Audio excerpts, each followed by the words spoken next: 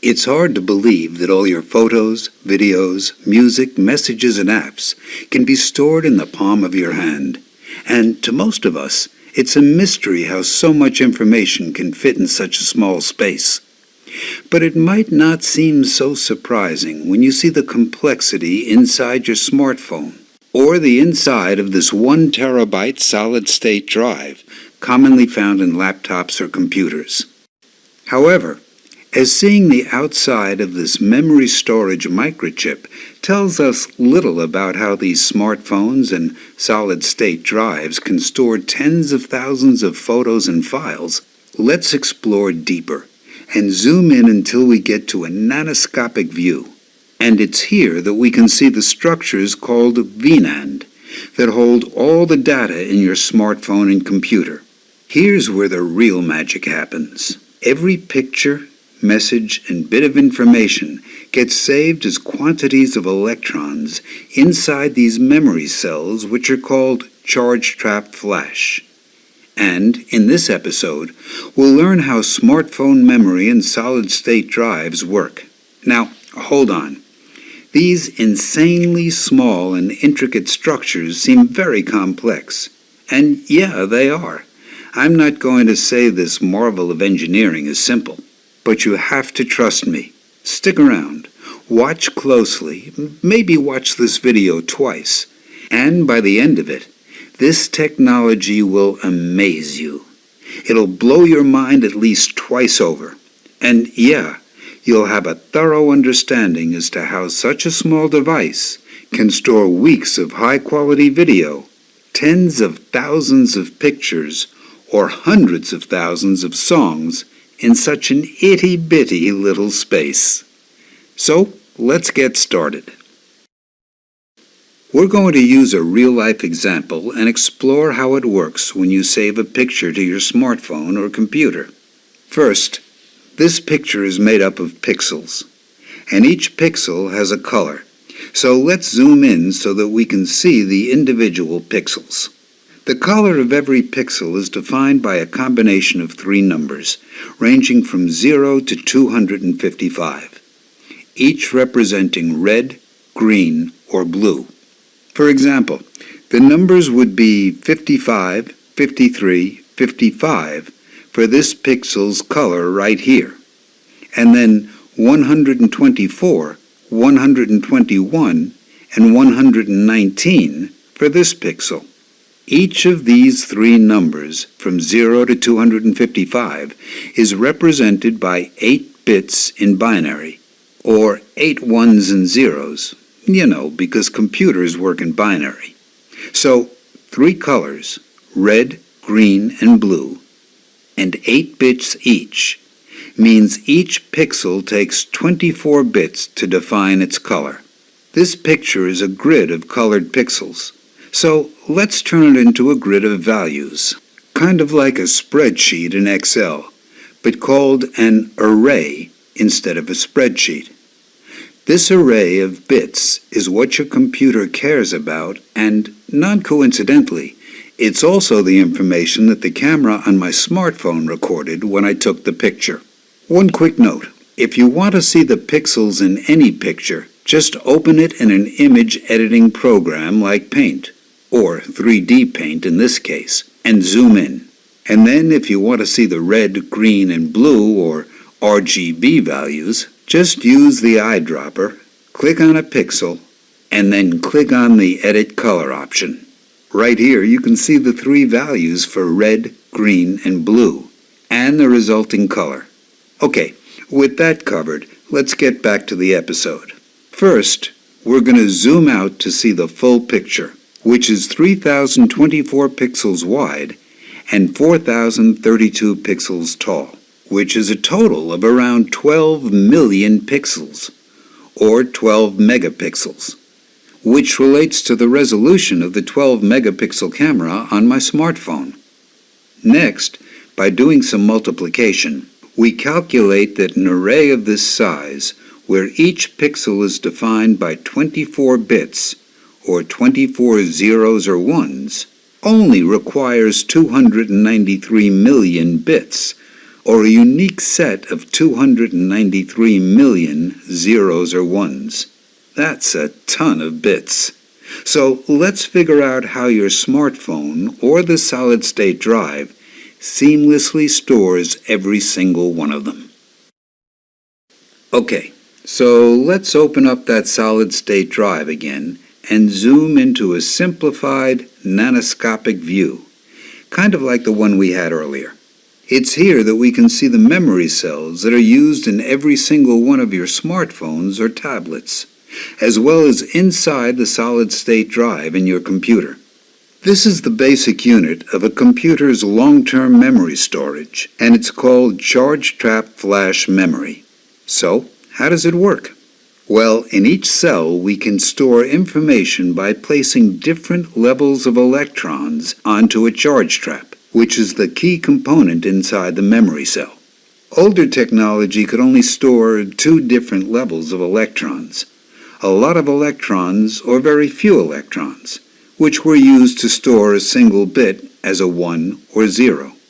However, engineers have been developing more finely tuned capabilities for trapping and measuring different amounts of electrons or charges onto the charge trap.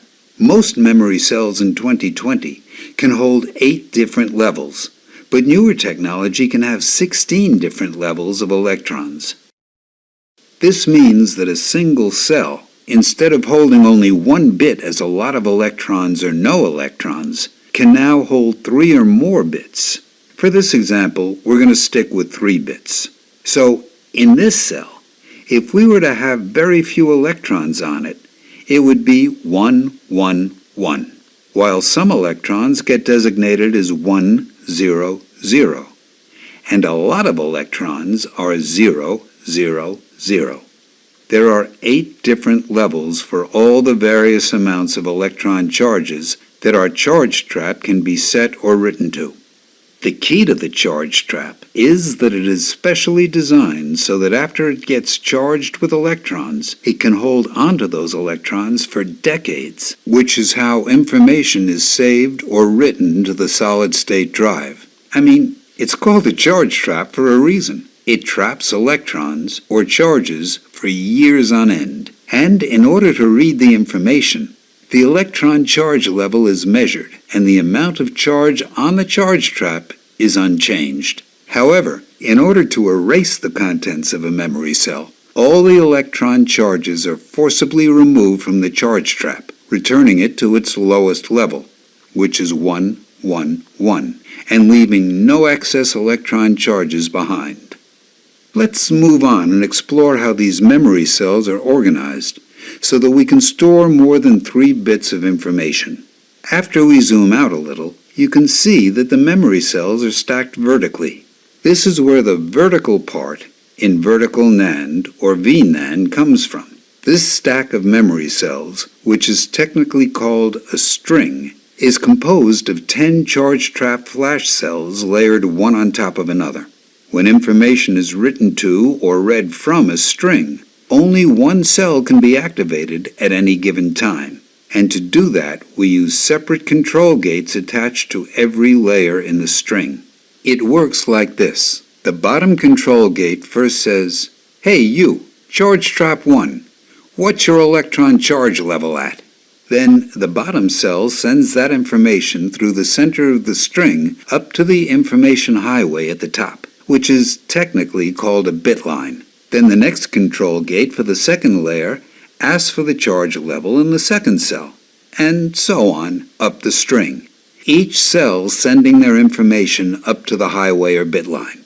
The same kind of sequence happens when charges are being added to a charge trap, which is how information is written to a memory cell. The main thing is that only one layer in the string is either written to or read from at any given time. Let's move on in complexity. Next, we duplicate this string 32 times, and this gets us a page of strings. Let's review some terminology. This is a memory cell, and this is a string. And now here we have a page, and we're going to call this entire page of strings a row. When we duplicate the string, We also duplicate the bit line 32 times. However, rather than duplicate the control gates, we're going to have every cell in the same page share a common control gate. This makes it so that when information is written to or read from a row, an entire page composed of 32 adjacent cells, all in the same layer, are activated at the same time. Let's step up in complexity again. Next, we duplicate these rows 6 times until we get a block.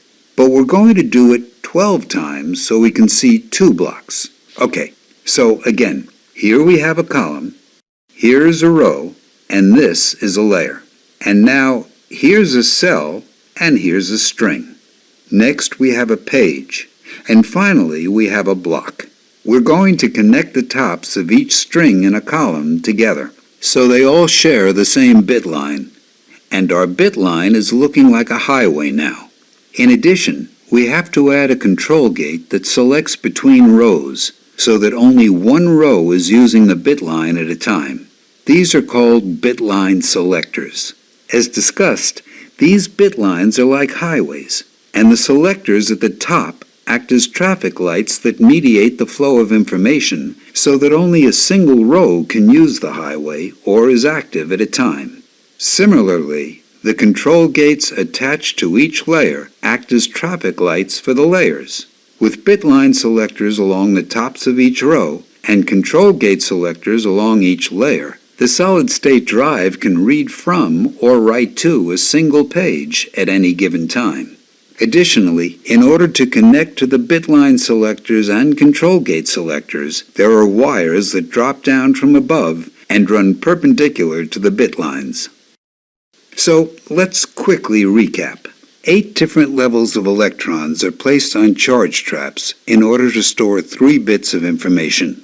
These charge trap flash memory cells are stacked into strings, 10 cells tall, which are duplicated into pages of 32 strings in a row. Next, those pages of strings are duplicated until we have a block 6 rows deep. And here we're showing 2 blocks. Doing some quick multiplication, we find that there are 3,840 memory cells here, capable of storing a total of 11,520 bits. With each pixel in our picture requiring 24 bits, that means that we can store 480 pixels, or this much of our overall picture. That means you need about 25,000 times the size of this layout to store the contents of this single picture. And here's where we learn about the actual size of a memory chip. All the principles we've discussed remain the same, so keep those in mind. It's just that the size is much more extensive than we discussed in our example. It's hard to pin down exact numbers because manufacturers are continually improving their designs, and they're very secretive regarding what their designs look like. But I'll tell you what I know. The latest designs utilize not 10 layers as in the example, but rather somewhere around 96 to 136 layers tall. Here's a single sheet of paper, so you can get a sense of the approximate height of these stacks of memory cells. Now that we understand the height, let's think about the width. A page is around 30,000 to 60,000 adjacent memory cells wide. That means there are 30,000 to 60,000 bit lines in our information superhighway.